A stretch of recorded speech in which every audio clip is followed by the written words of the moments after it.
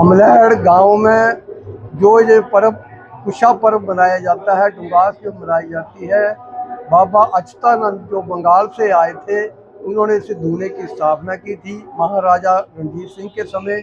महाराजा रणजीत सिंह ने ही जहाँ को माफ़ी ज़मीन जो भी था उन्होंने दिया था, और उनके बाद उनका श्राद्ध के रूप में इस पर्व को हर साल बड़े धूमधाम से मनाया जाता है।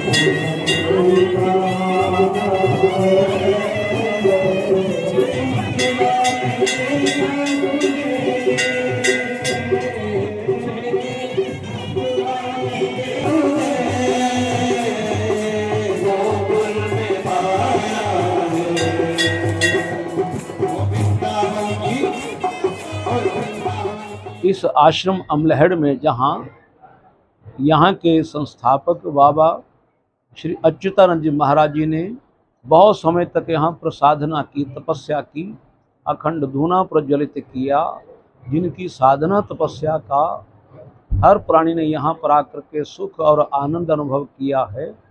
आज के दिन उन्होंने इस भौतिक शरीर का त्याग करते हुए इस सत्यता को स्वीकार किया कि शरीर को धारण करना परमात्मा की इच्छा है और शरीर के द्वारा अच्छे कर्म करना मनुष्य का अपना कर्तव्य है, लेकिन शरीर का त्याग करना भी एक परम सत्य है।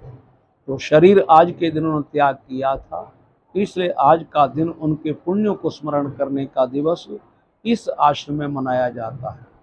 कुशा अमावस्या, जबकि सनातन धर्म के लिए हर क्षेत्र में सनातन धर्म के अवलंबियों को आज का दिन साल में एक बार मिलता है, लेकिन इस आश्रम में यदि कुशा अमावस्या वाले दिन यदि सत्कर्म किया जाए, सेवा की जाए और सद्धर्म का उपयोग किया जाए, भजन किया जाए, दान किया जाए, तो अनेकों प्रकार के पुण्यों की प्राप्ति होती है।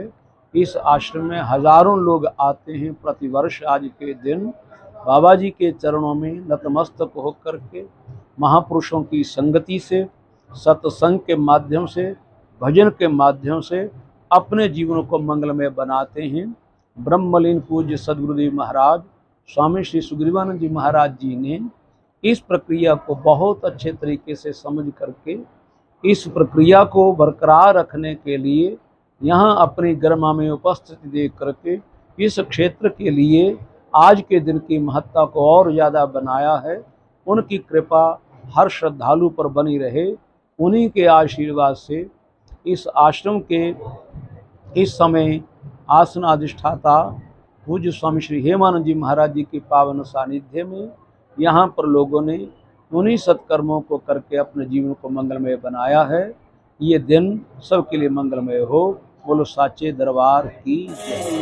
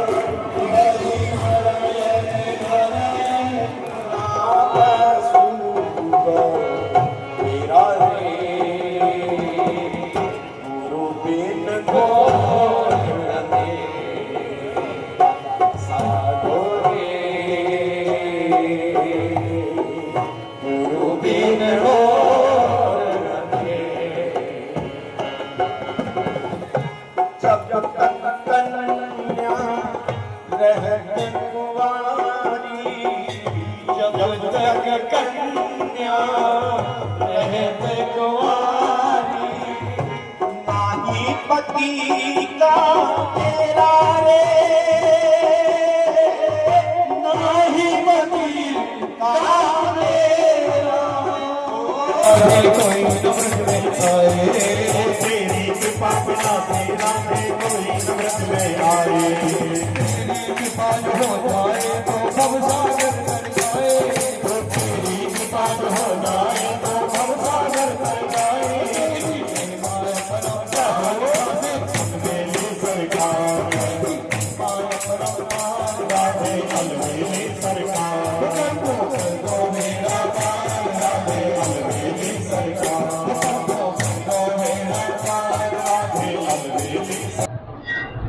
ओम एकदंताय विद्महे वक्रतुंडाय धीमहि तन्नो दन्तिः प्रचोदयात्। ओम नमोस्तु रामाय सलक्ष्मणाय दिव्यै च तस्यै जनकात्मजायै। नमोस्तु रुद्रेन्द्रियमानिलेभ्यः, नमोस्तु चंद्रार्कमरुद्गणेभ्यः। भारतीय संस्कृति में कुशा का बड़ा महात्म्य है। भाद्र महीने की कृष्ण पक्ष की अमावस तिथि को जब सूरज भी और चंद्रमा भी दोनों सिंह राशि में होते हैं तो इस तिथि का महत्व और ज़्यादा बढ़ जाता है। सनातन धर्म में 3 ऋण माने गए हैं।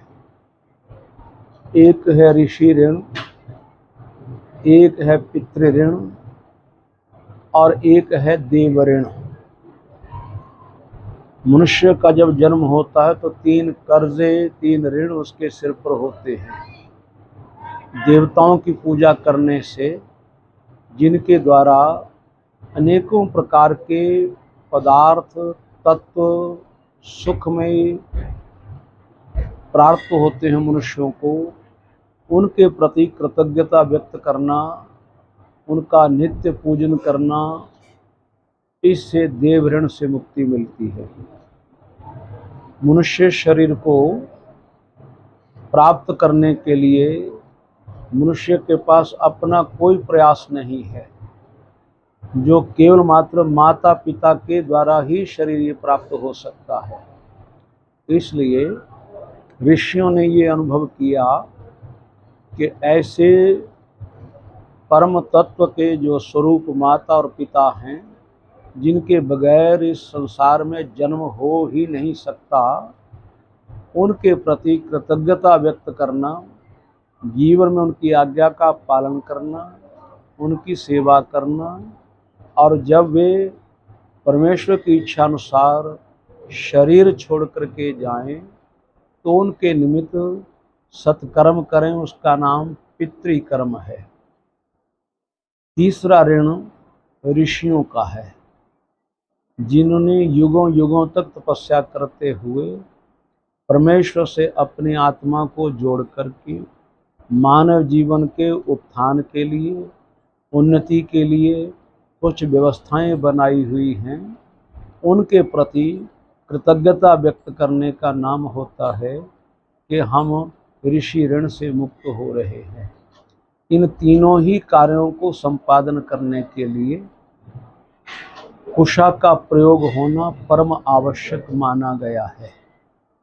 और इस कुशा को अमावस को, यदि भादो महीने की अमावस को प्राप्त कर लिया जाए जमीन से, विशेष मंत्र बोल करके ओम हुम फट स्वाहा, तो इस मंत्र से उच्चारण करके विधि पूर्वक कुशा को ले करके उस कुशा के द्वारा तीनों ये कार्य संपन्न किए जाते हैं।